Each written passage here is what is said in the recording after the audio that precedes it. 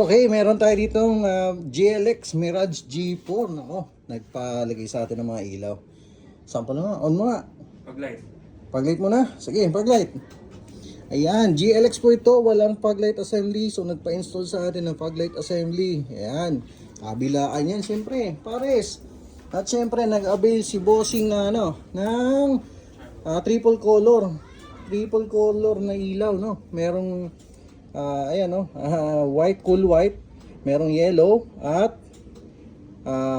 ano dito, dual color yung combination na hindi, may tawag doon warm white. So ayan siya, warm white. Game. Ito white, ito ang yellow. Di ba? Yan ang pinalagay niya sa atin. So sa assembly niyan, 2,500 pesos ang assembly, pag-light assembly. Tabi, papakita ko sa inyo yung pindutan ng ng pag-light. Ito. Yan. Di ba? Meron pang indicator light yan na naka-on yung pag-light mo. Alright. Next, pakita natin yung pag-light na yung park light na DRL.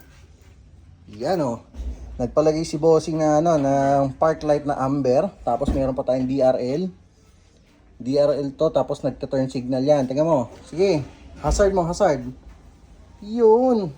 Di ba? Ganda. Ay, hindi, nawala.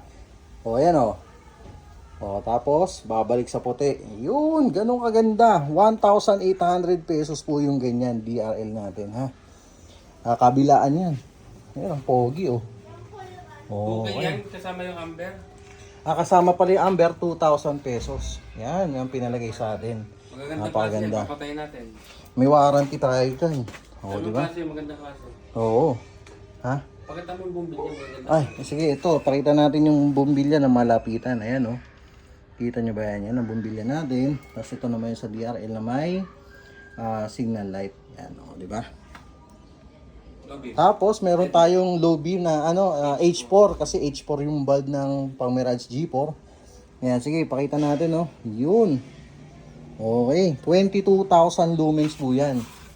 Yan siya 22,000 lumens. Ito ang low beam, high beam. Ayan, high beam. Ayan, ito pa